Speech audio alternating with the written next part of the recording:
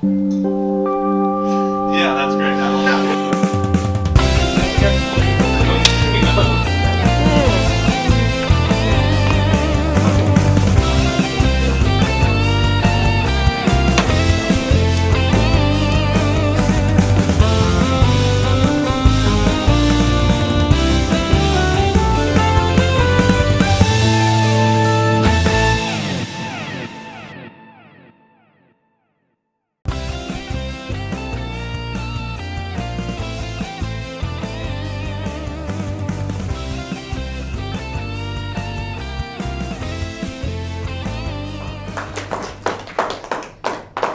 Hello everybody, thank you. Thank you so much. Thanks for coming in today, and thank you as always to our viewing audience at home.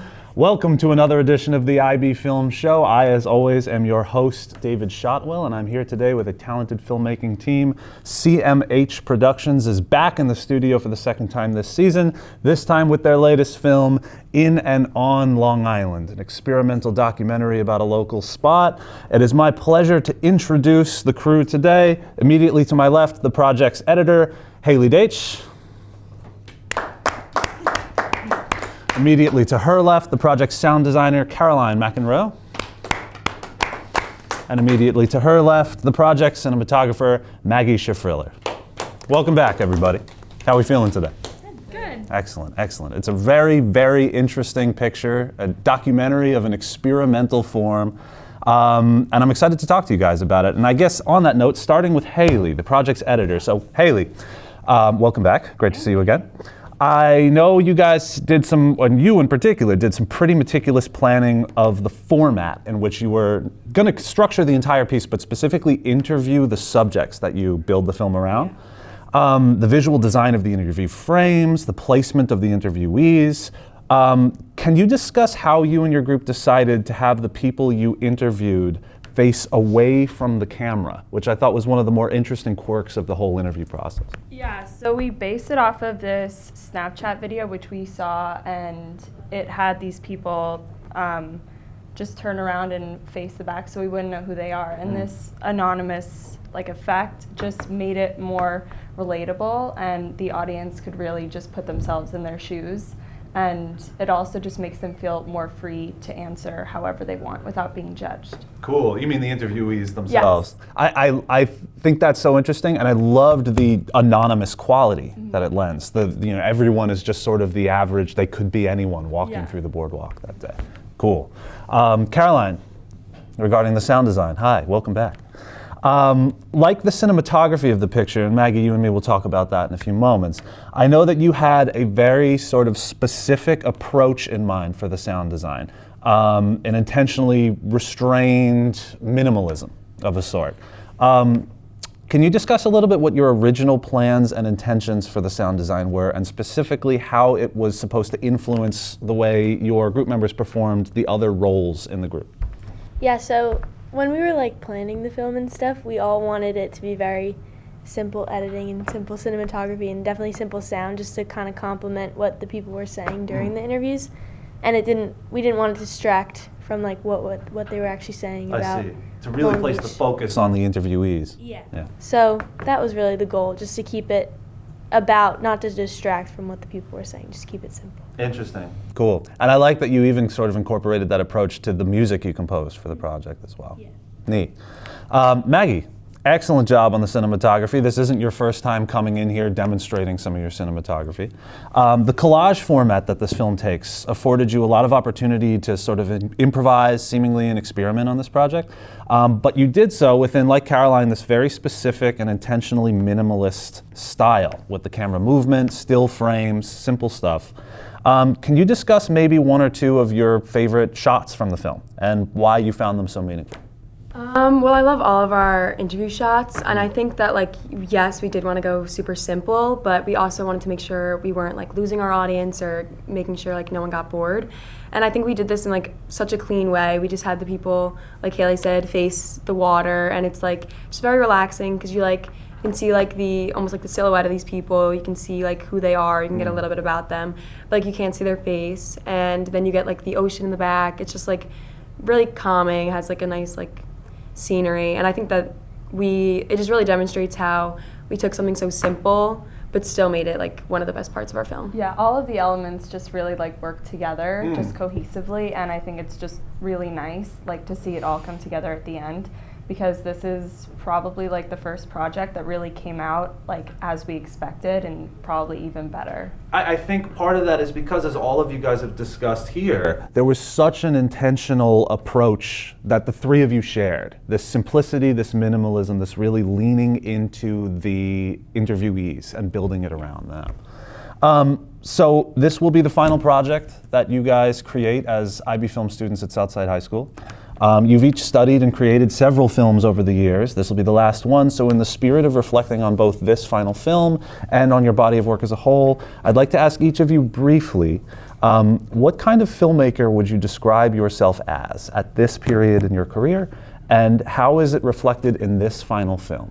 Haley, you can start and we'll go down the line. That's a very tough question because it's so broad, but I would say I'm pretty much a perfectionist when it comes to like pretty much anything in film. So specifically for this project, when I was editing, like I couldn't just give you a draft and then edit later. Like I had to do every single shot how I wanted it to be. And I think that's just like how I am. But I'm just really proud of like how it turned out, because with everything, just like the tone and the speed and pacing of everything just really worked out. Cool. Caroline?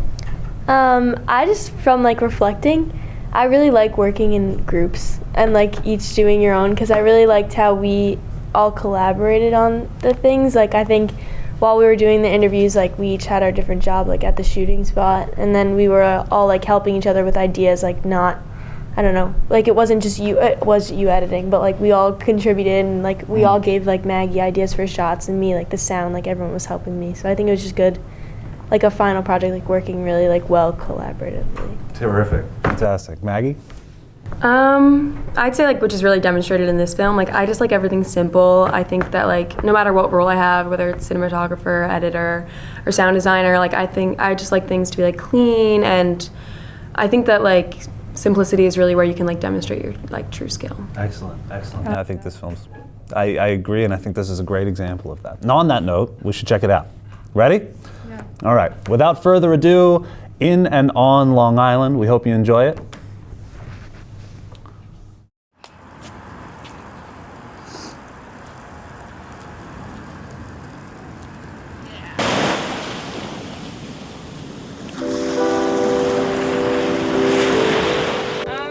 Just right up here. Got it. She teaches special ed. It's okay. Yeah, right here. Yeah, and then face it. Or you're just gonna stand right here. Okay. Got it. Great. You don't even have to face the camera. Oh, okay. Okay, you good? Let me get out of the way because I'm loud. What do I do? You just talk. Okay. What do you want to talk about? Stand like this, facing the water, and then have like people. Thank you. Okay, what's the questions? Okay, born. I was born in Brooklyn, New York. Why did you choose to come to Long Island? Well, why did I come to Long Island? That's a good question. My wife told me we're moving. That's a true story. My son found in a co-op here in Rockville Center, and my wife saw it and she loved it, and she told me we're moving. Well, we moved here after 9/11. My son was living here already with he had 2 children, and we decided that we should wait till after our retirement to come out and enjoy our grandchildren. I was 15, she was 11. We were in the Yankee Stadium in the bleachers during a playoff game in 1977. My high school buddy, my basketball team was trying to pick her up. I was being the only gentleman out of like 20 teen boys. And she wanted my phone number, and I told her I'd see her in about 6 years. Well, fast forward about 30 years later, I see her at a bus stop. I said hello. I said hello again the next week. About 2 months later, I asked her out for coffee. 6 months later, we're watching a Yankee playoff game, and she brings up the story of the playoff game in 1977 and shows me the ticket stub. So we actually met like 36 years later, not 6 years later. It's pretty cool.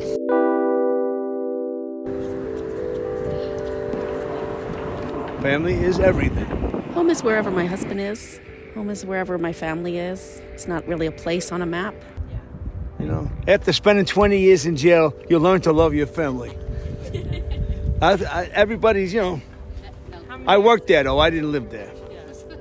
I just want to clarify that fact. You want to do all you can for them, protect them, guide them, lead them.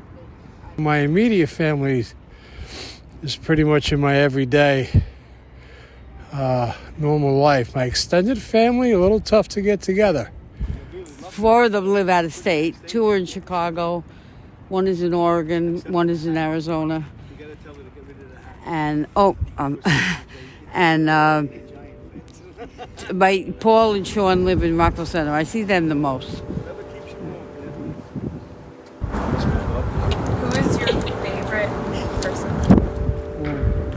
My husband. Maybe not always, but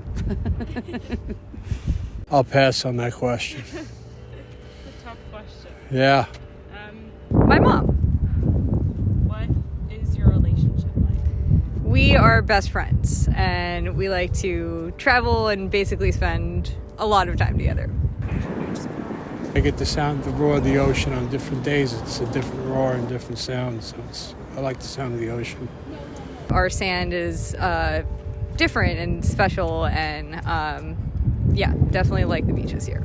I go to a gym, or I live in Arizona. I'll come here just to be near water, anything to be around water. This, peace and tranquility, my morning workout on the beach. I like to be by the water, in the water. I surf. What's the best piece of advice you've ever been given? Use your mind. Don't be afraid to do something. Advice. That's right. And be nice. Don't be a clown like me. I don't care who I'm talking to sometimes. Treat others as you expect to be treated. Take every minute as it comes and let go of the things that you can't change. You know what they say? Once you shoot it out of your mouth, you can't take it back. So be careful what you say. It's about the best advice I can give you. That was great. Perfect. Thank you Thank you much. so much. That's That was amazing. That's a crazy, awesome We story. meet people. My wife. Yeah. Yeah. Yeah, everyone. All of That's couples crazy. we meet. My daughter's parents. Hey, we met in the bar at Shines. Yeah. Where'd you guys meet? And it turns into this. 30-year-long story. All right. Thank you so much again to our studio audience, and thank you again to our viewing audience at home. This has been another edition of the IB Film Show. Thank you so much for joining us today, and we'll see you next time, everybody.